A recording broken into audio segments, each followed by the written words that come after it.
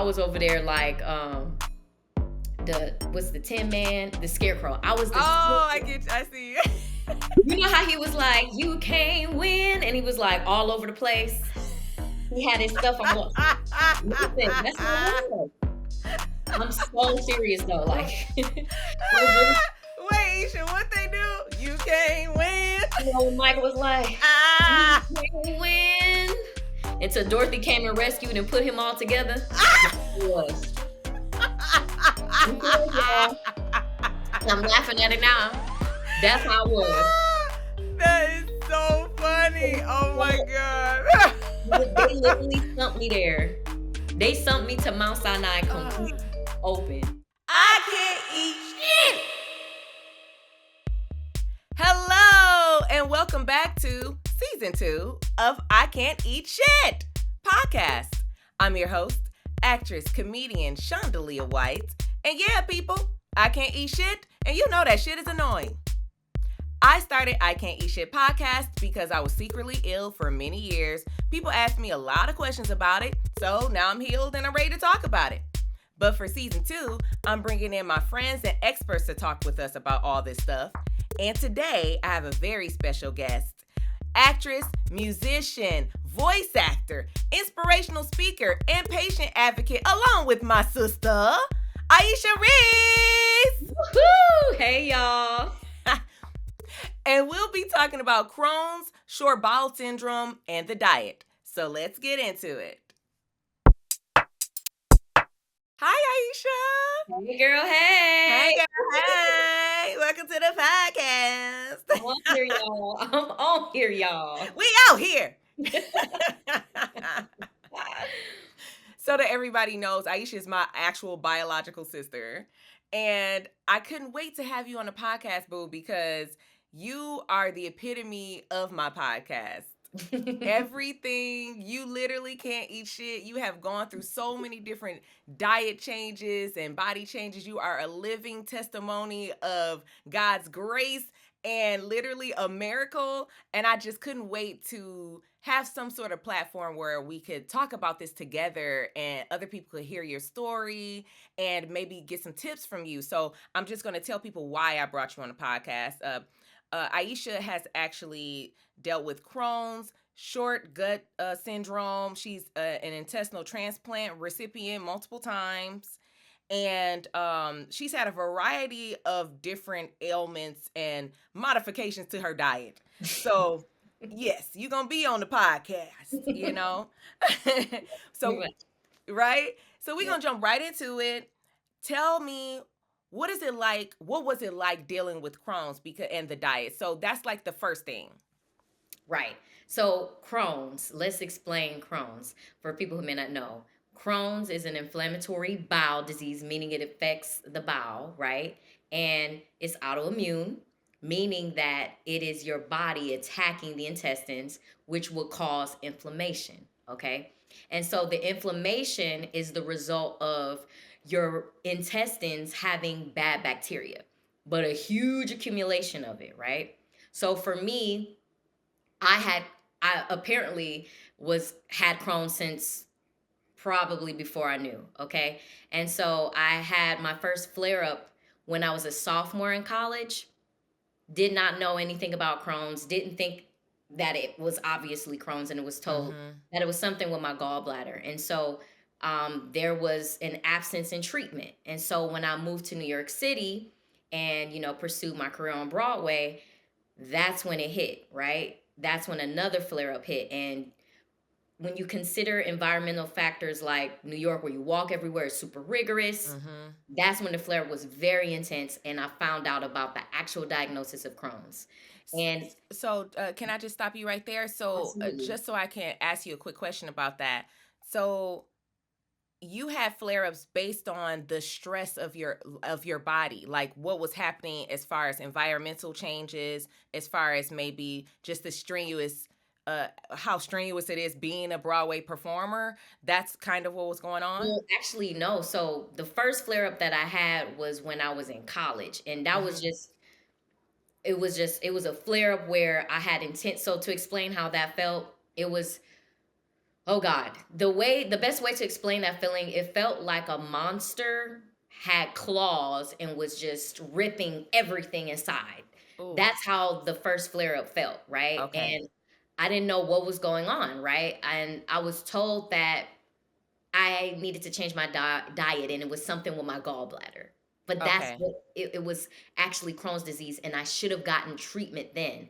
But here I Okay. am. That was like in 2010. Years later, in 2014, when I moved to New York City, because after you have a flare up, things can get back to normal, and that was like Mm. an earlier in diagnosis flare up. I But got you. at So you that were like, I'm fine. Okay. Exactly. And I changed my diet. Things changed, I eliminated dairy or something, I think. And then once I moved to New York, one of the biggest things about Crohn's is they always say that it's environmental. That's one of the things, right? So if you're in a stressful environment, obviously New York was a stressful environment. My first time being in a big city from a small town, Flint, Michigan, right? Moving to Mm-hmm. New York City to pursue my career, boom, another flare up hit, and that one was the severe one. It Mm. wasn't even because of the work. I hadn't even really gotten started. I just went to like, callbacks and callbacks. And before I could even finish those off, I was very ill, and to the point where this flare up prevented me from walking. It was very intense. I was bedbound at a certain point, right? Because Wow. of not being treated, Mm-hmm. right? It led to, not eating, to being very frail. I was like 75 pounds. It was Wow. it was really intense. So, what saved me in that case was I had an emergency surgery, and that one was what you call a temporary colostomy surgery. And so I was at a point where I actually needed treatment, and the treatment is called infliximab, also known as Remicade. Mm-hmm. And so that's what actually is used to treat Crohn's, one of the treatments to treat Crohn's. And that was done, they taper you off where you start off every week, every 2 weeks, every 4 weeks, then every 8 weeks. Gotcha. Intravenously, right? So yeah, that was initially with Crohn's. That was the first process of it. And having a colostomy bag was like having a brand new world, having a brand new Mm-hmm. body, right? Having Mm-hmm. to adjust to using that, excluding excreting waste from it. Mm-hmm. That was a huge process. Knowing how to actually attach and Mm-hmm. Clean it. Keep the clean it, yeah. not having control of when the waste will enter into that bag, right? Mm-hmm. So very humbling, very, just a whole new thing, right? Right. And so how did your diet play into that at that time? Right. So of course, in the I'll say in Western medicine, they say, oh, there's not really a specific diet. Just try to stay away from beans and things like that may cause you to have like a firmer stool, Like or bloating and stuff like that? right, or cause it to bloat inside the bag. Mm-hmm. And I wish at that time I would have transitioned to that diet then. Mm. Um, but actually, no, I realized I did. In the beginning, I didn't, though. But it was introduced to me, the specific carbohydrate diet. Mm-hmm. Um, and so, to explain the specific carbohydrate diet, which, by the way, I know you'll find this very interesting, Shondalia. The person who created this diet, it was a pediatrician by the name of Sidney Hoss. This was back in like 1920. And they created it as a means to cure celiac disease. What? Yes. Um, and I Dang, it knew ain't work for celiac. And I actually knew this, but I forgot about it because I remember it was written on the book that I got called Breaking the Vicious Cycle. So, Mm-hmm. Breaking the Vicious Cycle is a book by Elaine Gottschall. This was Okay. in 1987. She created this based off of Dr. Sidney Hoss's um, the specific carbohydrate diet. So, Mm-hmm. what this diet consists of is pretty much abstaining from high fibrous foods, Okay. right? High fibrous foods that are going to irritate the bowel, right? Yeah. So I have to explain Crohn's, or because this is the thing about any IBD, which is inflammatory bowel diseases, right? That's the umbrella. It is the result of bad bacteria that is inside of the intestines. And I learned this from the book. It's a process called fermentation, okay? Mm. And so the thing about fermentation is this is what literally happens after eating whatever type of food that you've eaten that's has bad bacteria, right? What Mm-hmm. happens is this bad bacteria genetically mutates with your good bacteria. Oh, So it's almost like cloning itself. yeah. And so our white blood cells, when they go to our intestines, okay, to kill off the bad bacteria, what they do is they also kill off the good.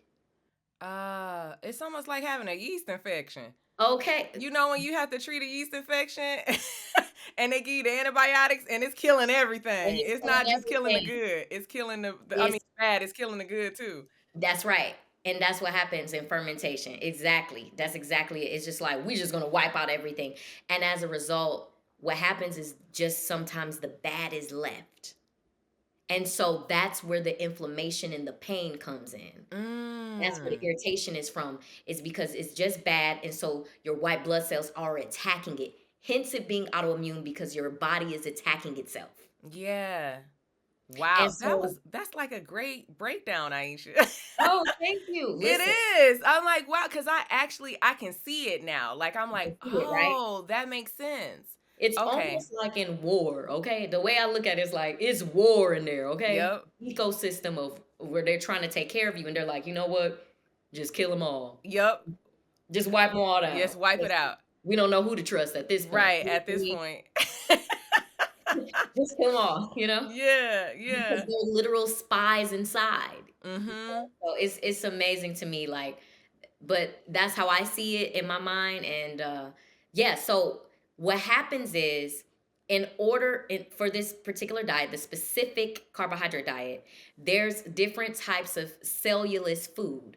It Mhm. comes as a monosaccharide and then polysaccharide. So mono meaning simplest form of Mhm. food. So that would be white rice, Okay. white bread, not fibrous bread. Mhm. Like the Then wheat some breads like or a like the wheat grain breads grain or bread because you think, okay, that's healthy, right? But mhm. no, for you, you want something that's going to be smooth with the gut and a mono, meaning the simplest form. So Mhm. no added preservatives. You're Mhm. eating things in its simplest form. Agriculturally, the simplest form. And then that also includes like what was it? Oh, vegetables. So when it comes Mhm. to vegetables, right? Or vegetables, whatever you tomato, you want to make sure that you are cooking them, but not to kill all the nutrients. Mhm. Because when you eat vegetables raw, it could be really fibrous and cutting, right, to the Mhm. intestines. I just want to jump in before I forget Please, about please go ahead. that I had to do this. And I didn't have Crohn's, but when I was healing my gut, I Celiac. literally had to go do the very similar diet because in order for my body to kind of reset, I had to go back to the simplest form of food. And also when it came to I can't eat salads all the time. At one point I was eating salads all the time and my naturopath was like, "No, don't eat salads all the time because unless you're cooking some of it, you actually have to cook it down just a little bit because your digestion system is actually working harder to break Working that hard. down, That's right. and it was hurting me. It's more So rigorous. Yeah. yeah, and Rigorous. it's very rigorous on the intestine. So I think that's really interesting. Just Because so continue. this diet was based on celiac. Yeah, It was initially rooted in celiac and yeah. killing that. And get this, this was something I have forgotten because it was brought to my memory about what's I actually gave my book away for someone to someone, and this is the reason why. So a friend of mine back in the day, their child had autism. Mm, If you know something about the intestines is also considered the second brain in our body. mm-hmm, And so, what Elaine Gottschall in her book Breaking the Vicious Cycle, what she found out is not only is this diet to a celiac or ulcerative colitis or Crohn's, which are all inflammatory bowel diseases, but it's also a token to healing autism. Because if you have a Wow. clear gut, then you have a clear mind. Do you know, listen, this is all so great. And this is just the universe right here, God, because it's just like I had my one of my naturopath doctors or nutrition, one of the two, they started working with kids with autism. And it makes complete sense. Like when you're, and I was like, that's kind of random. Why would they do that? But now I understand Mhm. because, like you said, it all is kind of linked. Yes, the Wow. gut is connected to the brain. That's why they call it the second brain in our body. Mm-hmm. So if you have a clear gut, then your mind is clear. Yes. And so a lot of people, Elaine Gostrel advocated also, if you have a child that has, autism, you have them use this diet. The simplest forms of food, right? Monosaccharide. When they start to add all those preservatives, all those, it becomes polysaccharide, which means that's just a fancy way of saying multi-cells, Mm-hmm. Mm-hmm. which you don't want all those cells. You just want Mm-hmm. a simple form. And then from because I know I had to temporarily do this diet, I had to do a very simple diet and slowly add in things so we can find out what was triggering me. In addition to tons and tons of tests, you can check out season 1. I'll link you below with some of the things that how I learned and what was happening. But specifically, yeah, this is just I'm just like, It's a lot, wow. right? Yeah, it's my brain is like going nuts because Because it's it's connecting the dots. connecting the dots. I'm like, what? Whoa, this is all, whoa, it's all linked. It makes sense. Wait, that's why they Very exciting. So wait, one thing I wanted to ask, so how did all of this lead to the short bowel syndrome then? so very good question. So, I was actually doing very well. My intestines were getting healed from this treatment. And I just want to say too, before I go into this, that diet is a pivotal role in any IBD, right? In my case, I was so far along with not receiving treatment, or in what we can say is I didn't act. If I had have known, I could have been redirected and completely changed my diet the Mm-hmm. right way, right? Mm-hmm. To the specific carbohydrate diet. And perhaps I wouldn't have even needed treatment, right? Mm-hmm. In fact, Elaine Gostrel, when she discovered it, they were doing all these types of treatments with her daughter who was dying, that was 1 year old from some type of IBD, and she Mm-hmm. heard about the pediatrician, right? And she tried the diet and she started to get well. Oh So wow. in my case, if I would have known about this and known that, oh, you're battling with Crohn's, I would have started that diet, and it probably I wouldn't have to go through having a colostomy bag. But in Mm. my case, I had to go that route, right? The hard route. And Mm-hmm. so I had this colostomy bag, and the plan was, it was a temporary one. The plan was to reconnect the intestine after it was healed, right? Right. Because the Remicade treated the inflammation and it Mm-hmm. was doing well.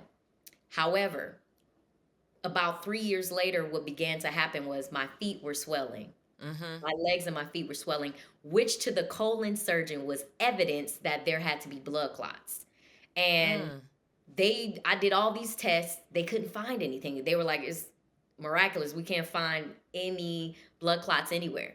Mm-hmm. And so at the top of the year, in March of 2017, that's when the blood clots hit. And what was happening was the blood clots were traveling, they were hiding from the heart, the lungs, and then finally my intestines. And this Oh is where you wow. entered, right? You and my family entered, because what happened was I went into the hospital. They gave me heparin, which treats blood clots. They thought everything was fine, but then I went into Right. sepsis. I went into all these things, Yeah. fainted, woke up to find out that they had to have this surgery. Mm-hmm. And then of course I was in a coma, right, for a couple months, Right. induced. And after several surgeries, they had to unfortunately completely remove my intestine. Mm-hmm. And that was because of the blood clots traveling around, right? And Mm-hmm. then thus hitting the intestines. So So the surgery, it stopped the blood clots from traveling?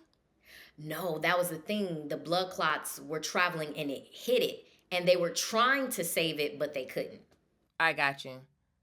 So, just so I make sure I'm clear. So, as a result of the blood clots hitting your intestine, it made it so that they had to get rid of the intestine. That's correct. Because what happens is if it hits an artery in the intestines and it blocks the flow of blood, what happens is it dies, right? The organ dies. That can happen to any of our organs where it becomes dead. And so now if it's dead, you got to get that carcass out of there, right? You can't have a dead organ inside, right? So they had to remove it. And that's when I was in trouble because in that particular hospital and facility, they didn't have the resources. They didn't have the science and technology to help what you call in this case intestinal failure, right? So I was at a 15% chance of living in this case, right? And so what happened was I was blessed and fortunate where my surgeon was friends with other surgeons who specialize in this intestinal failure transition. And this is the small intestine, correct? This is correct. Just for everyone. And so what they said was if I got well enough, I could be transferred into their care. That's Mount Sinai Hospital in New York City. Shout out to Mount Sinai. I love y'all. And I could receive an intestinal transplant.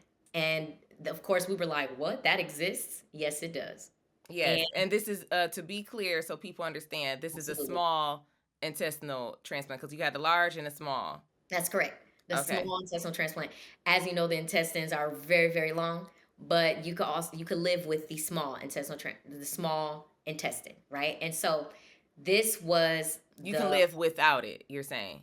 No, this is what you can, having that is good enough, basically. Oh, just having the small intestine is enough. So if you don't have the large intestine, you can still live with the small intestine. Correct. But what about the opposite way? Can you live without the small? That's a good question. I'm not sure about that because I know that they usually just do small bowel. Oh, got you. So what's the difference between the small intestine and the small bowel? That's a good question. There's different. So, to understand that, you have to understand the digestive system. So don't laugh, but listen. The reason why I understood was because of that first episode of On the Magic School Bus. Because they break it down. They break down the whole thing about the digestive system, which is, that kid swallowed the gum. Of course, we know the first stage is the incisors, the teeth. And then it goes down our esophagus. The esophagus is also a part of our digestive system. And then it goes into the stomach. And then the stomach breaks it down. And then once the stomach breaks it down, it goes into if I'm not mistaken, I think it's the large first. And the large intestine dehydrates, takes all the nutrients. It breaks it up. And then, it breaks it up, I think, the large. And then it goes into the small, and the small is what takes out the nutrients and all of that. And it sends it to all different areas of your body, right? To the liver, to the kidneys, to your heart. Right? The heart pumps it all throughout all the body. So basically, this is the thing to know. The intestines' responsibility is to provide your body with hydration and nutrients. Hydration meaning fluid, nutrients meaning all the things that you eat, you get vitamins, you get resources, all these things that your body needs to survive. It comes from that. Right? Okay, great. Oh, I love this. I love the Magic School Bus reference. I might have confused. Oh, the Magic School Bus, sorry. The Magic School Bus. So guys, listen, I might have confused the large and the small. So I recommend you watch the first episode of the Magic School Bus. Because they sit down. Listen, it's sometimes that simple. But it's children education. And I'll also link it because children education, they really do be breaking it down. So you like, I didn't learn this right. Like literally anyone can get it. It's like learning another language. You can watch kids TV and be like, nosotros somos, like, It's the best way to It's understand. great. I love it. Like Dora. You know what I mean? Like that's Like how I was Dora. thinking. Dora the Explorer. Like click here. Yeah. It's I literally, I'm love telling that. you guys, this is the best way for you to understand. But yeah, so I took you through that just so you can have an understanding of, you know, the role, right? So Mm-hmm. you know what happens when it's not there. Mm-hmm. So then that means you have to get hydration and nutrients some way. So when I was transferred into their care at Mount Sinai, I was basically like the um Guinea pig. I don't want to say again. Oh no, not a guinea pig. I was over there like the what's the Tin Man, the Scarecrow. I was the Oh, I Scarecrow. get you. I see. You know how he was like, "You can't win," and he was like all over the place.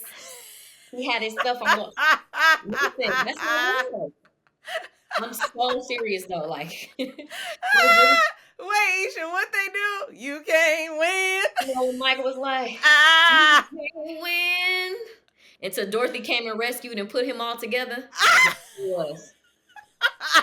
I'm serious, y'all. I'm laughing at it now. That's how it was.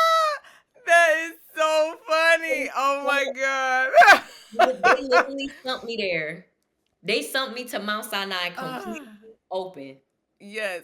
and So obtuse and all over it was so severe that patients that were my roommate, they would be talking, they would walk by, they were like, just wide open. just like, oh And when my you say God, wide open, you mean your stomach, correct? my abdomen. Yeah, So just so I people did be understand, can clear. get a So visual. pardon Yeah. me, everyone. So when I was at the previous establishment, they basically cut me open to prevent any type of infection to happen in that area, and they would patch me up with gauze. Mm-hmm. She seen, remember? Yeah, I That's saw it. Yes. we were like sucking out like any juice that came in. Mm-hmm. Well, they sent me right over there, Just basically like like that. that, just Yeah. like that. Okay, how hood, but That's so hood. That they is sent me so over there hood. so hood. Look at you They said you trifling. can't win. I couldn't win, girl. Oh my god, I'm in tears. I can't win. That's Well, so listen, they sent me funny. over there like that, right? So my abdomen was open, and that's pretty much how they had me. And so what they had was a washout surgery where they washed me out and then they patched me back up together. And that Mm-hmm. surgery, I'm not kidding you, was like 14 hours, okay, Wow. of them having to, because you know it's tedious work. This Yeah. abdominal Yeah. area, very like every nick and cranny has to match up, and so it took them about that time. And so this is where I entered short bowel syndrome. Okay, Gotcha. so they had the resources and the therapies for this. And so what short bowel syndrome consisted of, or short gut syndrome, tomato tomato, pretty much what I had was a central line, okay, a central line, meaning an access point for you to be connected to some type of treatment. Mm-hmm. So that's what I had, right? And I also had a G tube drain. Mm-hmm. A G tube drain was the replacing of the intestine, because the thing that's so amazing about the body is even when one organ is absent, the others will still function, right? In this case, my all my other organs, meaning my stomach, is still producing gastric juice, and my liver is still producing bowel. Mm-hmm. So this needs to be drained out, right? Gotcha. Yeah. So that's the part of the digestive system that's missing. So Yes. that's what the G tube drain does. So the access point, the reason for that is because I would do a treatment called TPN, which is temporary parenteral nutrients. And And this is how so you're eating. this is how you eat. So TPN is intravenous. It goes through your bloodstream, okay? And it varies on whatever your condition is. But for me at that time in 2017, it was from 14 to 16 hours, okay? Every day, that treatment.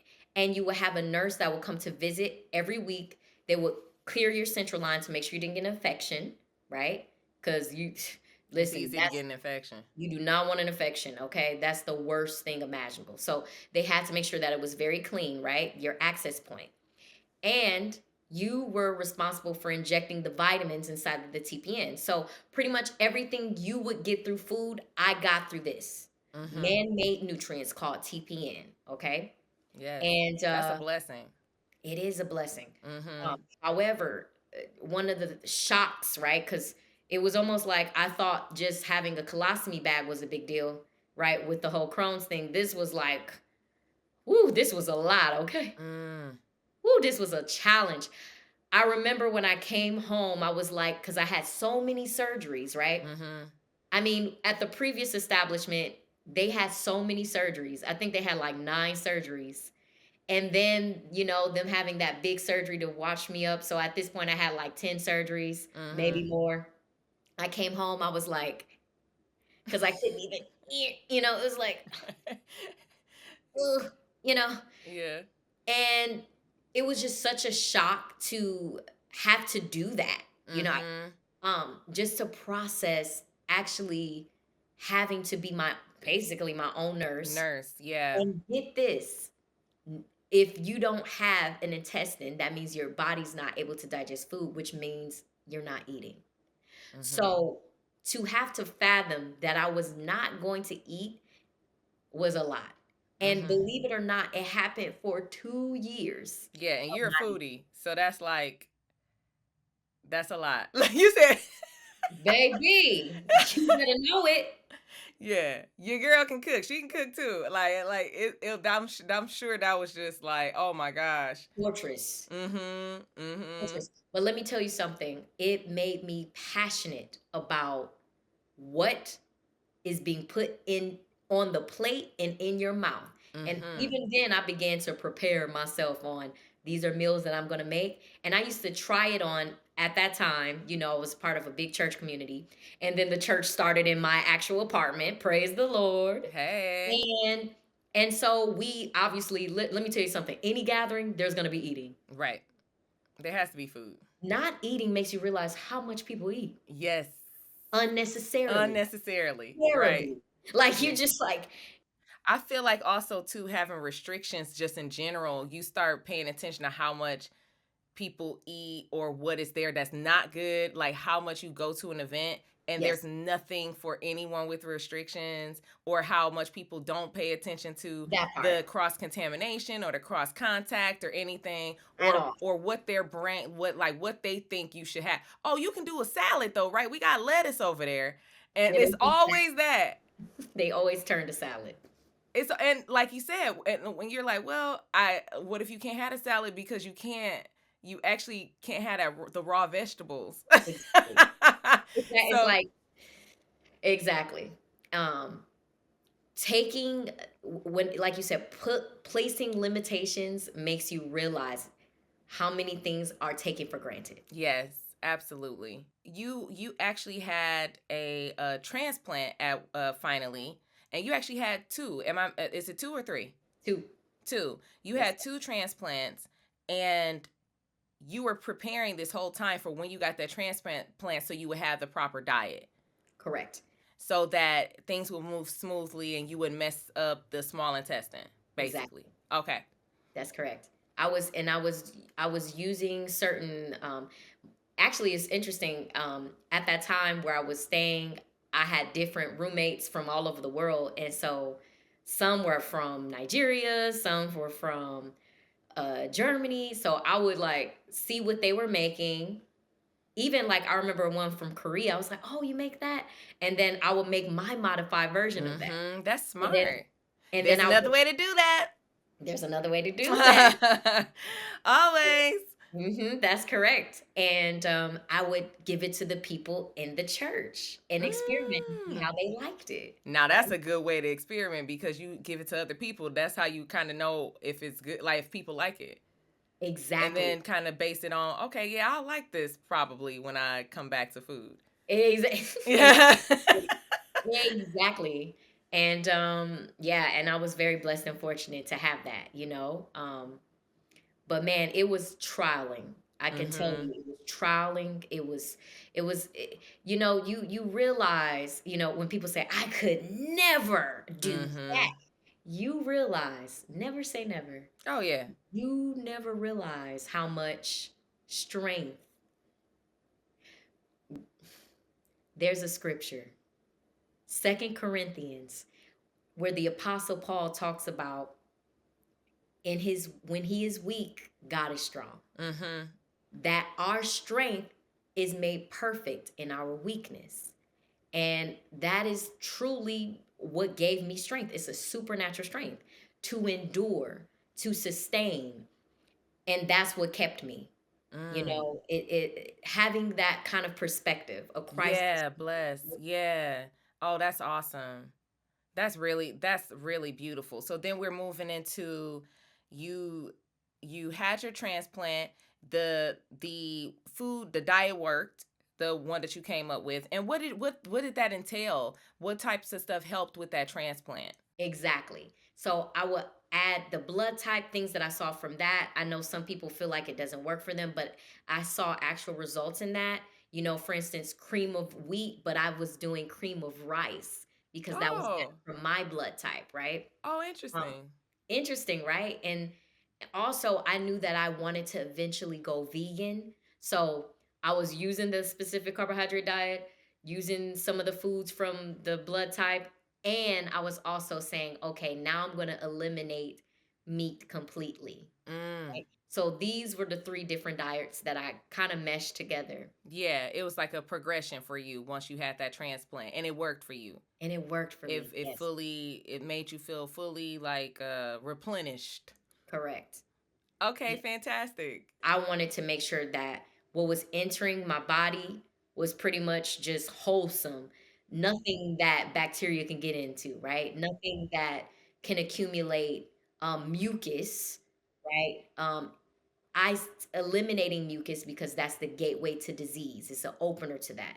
So Mhm. once I was able to put that into my own hands, I added that diet, and then I eventually became 100% vegan. And listen, I'll be transparent, from watching Bobby Flay and what are you going to do with this thing? It created a creativity. So I would try one thing like eggplant. What can I do Mhm. with this? What are some things I can do with this? How can I modify this here? How can I do this? And Just for people to know, Aisha did not like vegetables growing up. okay. She was not into the vegetables, so this is why this is a big deal for her, okay? Not just because she needed it for her actual treatment and healing. She just never liked vegetables before, or fruit. You didn't like fruit either, right? So this is true. So it actually was more so fruit than vegetables. Like Okay. if I could choose, I would say, okay, I want this vegetable, then the fruit. But even the vegetables that I ate were limited, right? So Right. it's a big deal that I actually went into this world, like she's saying, because it's like it's unheard of. Right. Aisha, Aisha? but yeah, Aisha, okay. And yeah, so I started to do that, and then I started to spread awareness even in the community that I was in my church community, because it's interesting how we'll say, "Oh, let's let God in my finances. Let's let him in my relationship." What about your diet? Ooh. Then it was silence. Oh, talk to And him. whenever I was but don't we need to include God also in our diet? Mhm. These were my head ministers. They were like, "Aisha, everybody's not ready for that." Oh, I said, well, let me tell you, we need to spread that awareness yes. because this is our temple for a reason. Yes. A home where God wants to live. This should be Bethel, which is called the place where God lives. We are This is temple, but we are spirit, as God is spirit, and he wants to live inside. So if this is his home, we want to make sure his home is clean, What? is pure, is open. So this was the awareness I was trying to spread, but like you said, Period. everybody's not ready for that. In Yeah. fact, when you go to a lot of churches, what do they have? Not healthy food. Right. But we're gonna change that. Yeah. But And to- I think that's a good segue into Miracle Works Ministries that you're doing. So go yes, ahead ma'am. and tell everyone about that. Right. So let me explain how that started. So, when I was transferred into the care of Mount Sinai Hospital, and um, they patched me up, and I remember I just kind of was in a place of stillness. And let me tell you about stillness. In stillness, there is comfort. In stillness, you'll find composure.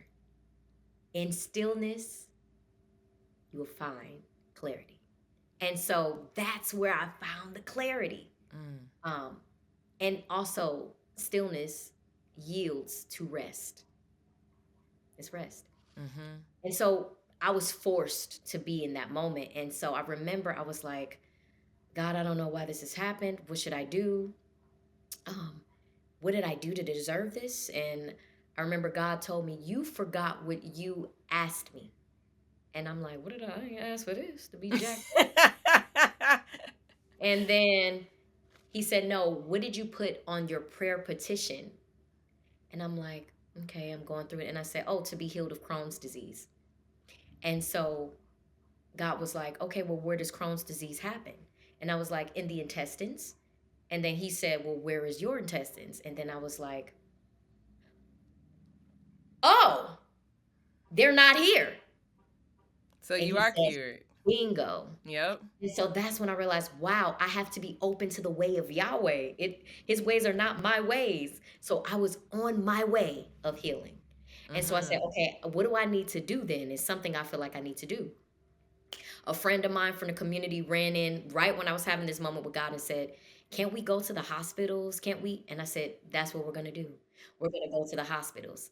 So I use because I'm a patient, right? So I Yep. went into the hospitals and I told them, can we just, maybe pray for people? Can we, and we were artists, we're artists, right? So we used our arts as the Gifts. tools to Mm-hmm. our gifts. Yeah, we used our gifts as tools to, inspire people. So Yeah. we were like, yeah. And I had good relationships with, the nursing coordinator and the nursing directors are like, sure, Aisha, do whatever you want. And I'm Mm-hmm. like, really? And they're like, yeah. So I remember I went in there and they brought people, kidney transplant, people who were waiting for intestinal transplants. We sang to them and the rest was history. And then we kept going up there. Next thing you know, we're getting requests. So we're going into these rooms, we're praying for people. We may sing with them. Next thing I know, we have people who got trumpets, all kind of things coming with us in there. And it started off where it was at Mount Sinai. Then we went out to the previous establishment. Yeah. And then now we're at all boroughs of New York City doing this. Yeah. Oh, that's great. That's fantastic. Congratulations. Thank you. And I it remember was seeing this build and like if I was just like, wow, if anybody can make something happen, you can anyway. But it was just nice to see it actually coming into fruition?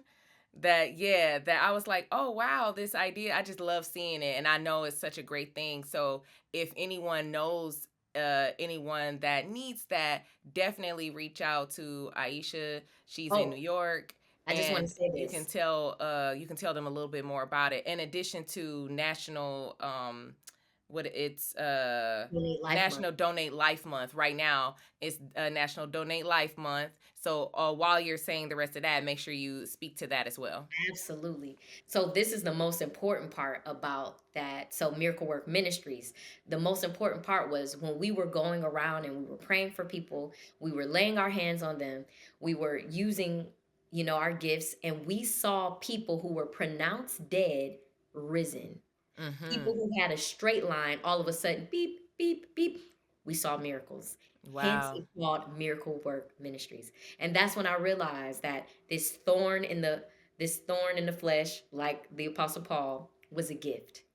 He Yeah. put me in this situation because I'm the ambassador that has access to these people that no one will ever have access to. Right. And so, That's how I was born. And then so what about National Donate Life Month? yes, ma'am. So April is National Donate Life Month. Yes, it's April. And let me tell you, it is pretty much all about spreading the awareness about the importance of organ and tissue donation as well as transplantation. Mm-hmm. There's a huge misconception, especially, I just have to say this, especially in the brown and black communities, the Mm-hmm. people of color, our Mm-hmm. people, they have this misconception that people who pass on, if it's our people, that our organs are being transplanted. Misused. Yeah, they're being Mm-hmm. misused, or they're going to just only one group of people, aka maybe just a group of white people. No, Mm. this is a huge misconception. I'm letting y'all know that right now. That is not what's happening. You see me. I'm a young brown girl and I benefited from a transplant, right? Yeah, I'll make sure. Also, I'll put something in the description. We'll talk about it and I'll see what resources you think would be the best thing to share with people so that we can make sure we spread the word. Yeah. And just to wrap this segment up, any advice for anyone struggling with autoimmune disorders like Crohn's, short gut syndrome, or anything along those lines, any kind of IBD, anything that, any last minute tips or anything? You can overcome. You can be the defier of odds of your circumstance. Do not allow the diagnosis to define who you are. The key is knowing whose you are. Once you understand that and develop what I call a Christ perspective, you will see that you have the power to overcome any adversity thrown at you. And also surround yourself with like minded community. That is key as well. You can't do it alone, it's impossible. But with God, all things are possible. All things are possible. And with that, let's go ahead. We're going to move into our cooking segment. There's another way to do that.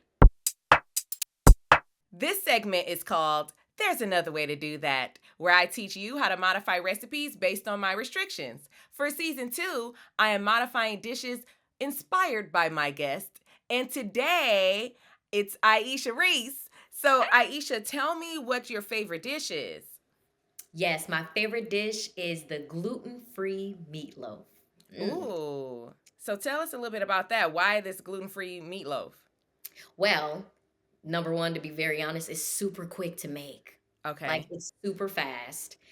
If you have a guest or you're making it for a group of people, it will feed everyone will be fed and satisfied. So Mm-hmm. it was one of the earliest things that I came up with once I received my intestinal transplant and I started to do the whole specific carbohydrate diet. Mm. Yeah, it was one of my go-tos. And um, play uncle in the family introduced it to me. And so I created my own modified version of it.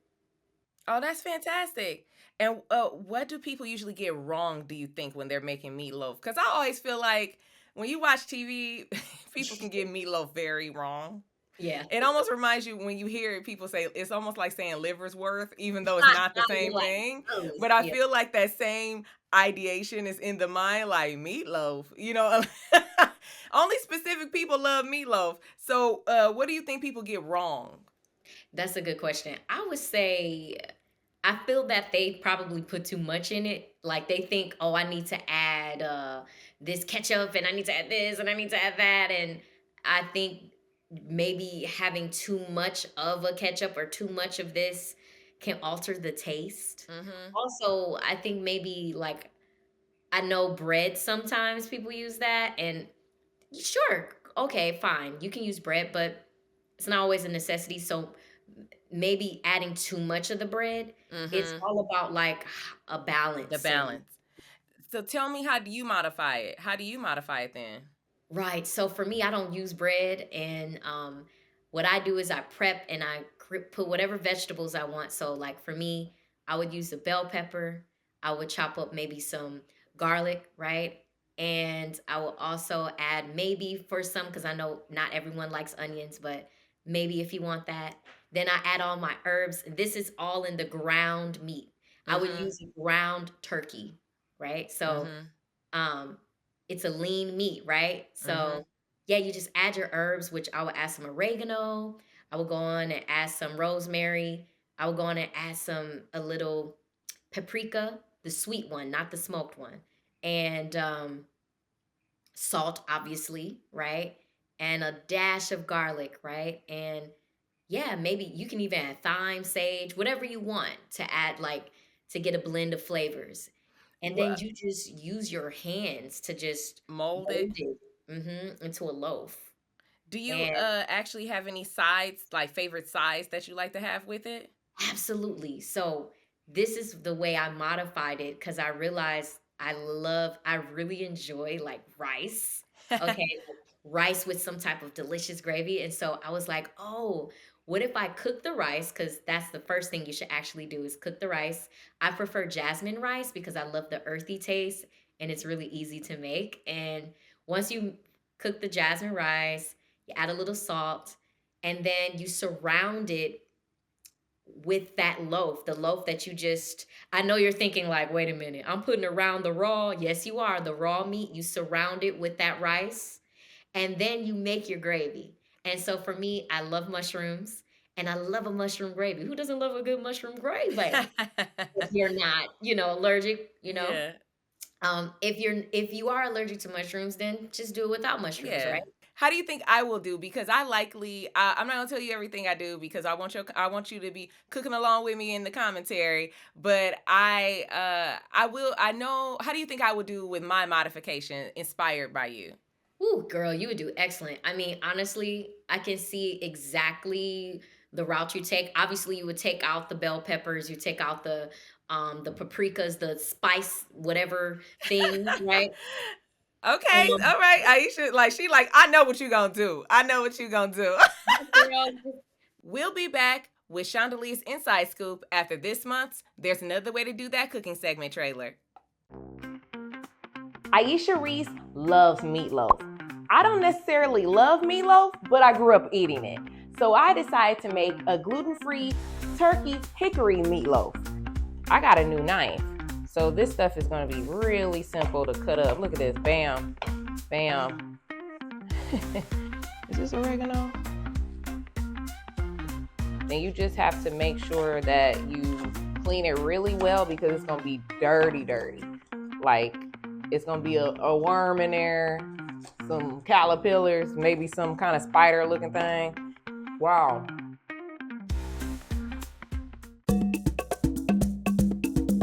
This is Shondalia's Inside Scoop, where my life is a trivia question. You've seen food trivia. Well, this gets personal. Can you tell me if you know what's true? The game is simple. I'll ask you 3 questions in regards to health and wellness or something I like or something like that, and you'll let me know how well you know me based on how you answer. So let's get into that. All right, Aisha. We got 3 questions coming up. The first question is, this took a lot because you know me a lot really well, and I had to think of different things and general things, and you are very well versed into diet and health and stuff. So I was like, ooh, this is gonna be tricky. So let's see how you do. What is my favorite guilty pleasure snack? A, sea salt potato chips. B, olive oil popcorn. C, homemade gluten-free cookies. Or D, all of the above. D, all of the above. Hey, she coming out the gate strong, people. It is D. Them all my favorite guilty I'm pleasure like, I've snacks. literally eaten all of those with you. I have it. I love a fresh gluten-free chocolate chip cookie out the oven. Oh my gosh. All of them when I visited you. And my popcorn and my chips. I'm gonna mix that together. You already know. All right, you coming out the gate strong. Coming out the gate strong. Number 2. What food can I eat? A, spicy tuna roll. B, masala rice. C, grilled chicken and rice. Or D, chicken kebab. Grilled chicken and rice. See? Hey, that is correct. C is correct. And the reason why, I'm going to tell people why, because they're going to be like, what? Because the spicy tuna, I can't eat the spice. The masala rice has way too many different ailments in it. It has a lot of different things and spices and peppers and stuff that I can't eat. And D, chicken kebab, a lot of times they use tomato sauce on it. So it kind of depends. A lot of times they use tomato sauce, and tomatoes give me inflammation. Good job, boo. All right.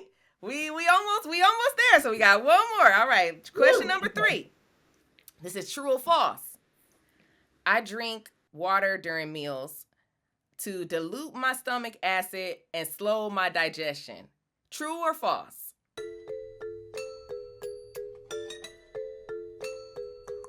I'll say it again. Question number 3, true or false? I drink water during meals to dilute my stomach acid and slow digestion.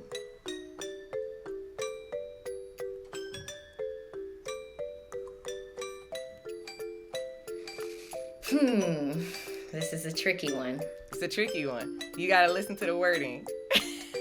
False.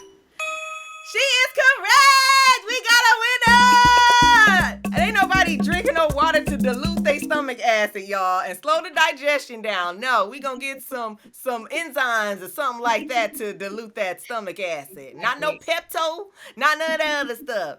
Hey! Aeisha is a winner! Yes, people, we have a winner today. Aeisha was ready to take a bite out of my story. Coming up next, we're gonna wrap this thing up. I hope this episode has taught you a lot about what you didn't know about living with Crohn's, living with short bowel syndrome, living with a transplant, what to do as a transplant recipient, and the diet, and so much more, as well as Donate Life Month. Make sure we check all that out. There was so much in this episode that I know that you can learn from, and make sure you share it. Like I always say, take care of your body so it can take care of you, or you're going to be dealing with a lot of shit. Aeisha, thank you so much for joining me today. You were amazing. You had so much great information. Tell everybody where they can find you. Yes, you can find me on IG at Aeisha, that's AEI, like the vowels, SHA. Speaks. My other account was hacked. And you can also find me in my ministry at Miracle Work Ministries. And check out my website, aeishareese.com. Yeah. Thank you so much again for coming. I really appreciate you. And I can't wait to do something else. Love you. Love you. This has been I Can't Eat Shit Podcast. Thank you so much for watching and listening. You know I appreciate you all so much. If you like what you saw and or heard today, go ahead and like, share, subscribe. I Can't Eat Shit Podcast on YouTube or wherever you stream your podcast.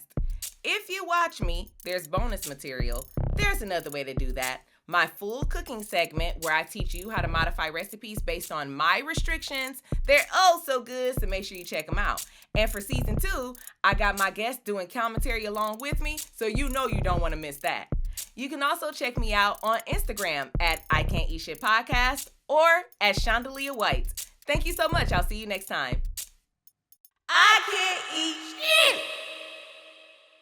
I Can't Eat Shit Podcast is not a replacement for a medical professional. If you need help, seek out a trained medical professional, nutritionist, or therapist to help you with your specific needs.